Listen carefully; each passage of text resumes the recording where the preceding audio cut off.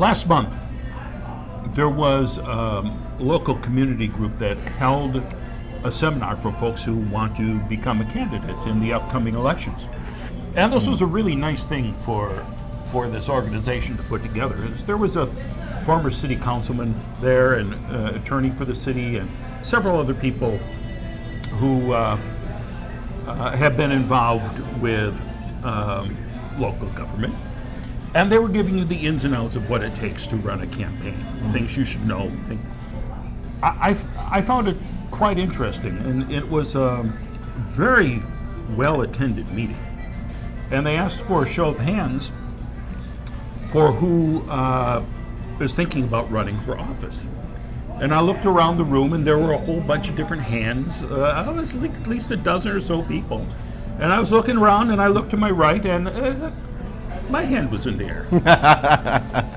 So I do plan to run for the city council. Now the world knows. Yes. One of the things that I had in mind when I moved back here to Clearwater, and people say, why'd you move back to Clearwater, for heaven's sakes? You were out of here. I wanted to see if I could make a difference in Clearwater. And I had been spending so much time with a regular day job, just trying to survive, that the thought of, and I was working evenings, so the thought of being on the city council really wasn't practical. But I knew as soon as I retired, I'd be free to do that. And I retired a few months ago. So I'm planning to run, and I think it's going to be fascinating and intriguing, and I hope that you'll support us along the way, one way or the other, and I'll keep you up to date on everything. Of course, this is more of the exploratory committee phase here, because there's nothing is being filed until the September is when the paperwork gets issued, and you have to go out and collect names and do all of that stuff. But it should be interesting. I'm looking forward to throwing my hat in the ring. But when I was back in the mythical land of Oshkosh, Wisconsin, in my youth, and by youth I mean this would probably have been when I guess I would have been around 30. Okay.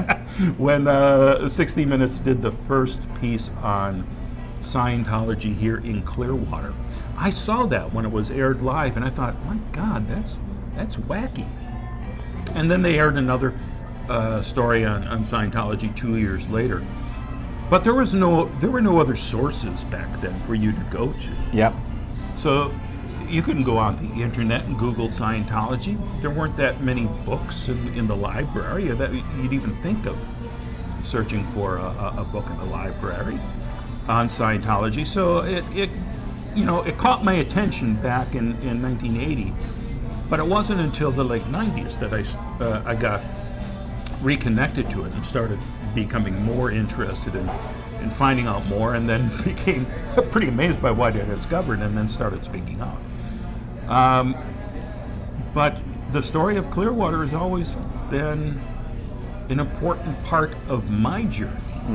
So reading about what they did to Gabe Casares, the mayor of Clearwater, when they came into town, all the covert actions they did against Clearwater, those were things that I just found utterly appalling. I and Mike Rinder and Leah Remini are going to do everything in our power to get Mark Bunker elected to city council. It'll be fun, and I'm going to keep you up to date all along the way. I'll hopefully have cameras with me, following me around, knocking on doors, all that kind of stuff. It's getting signatures awesome for everything, and so it'll be an interesting journey. Yeah. So I think what I would like to say to the people of Clearwater, and by the way, a lot of local people are going to see this video, right?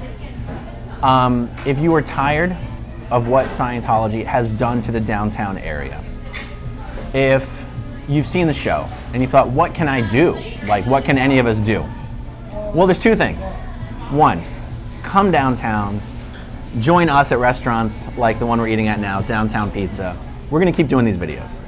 And two, vote for Mark Bunker. You'll be glad you did.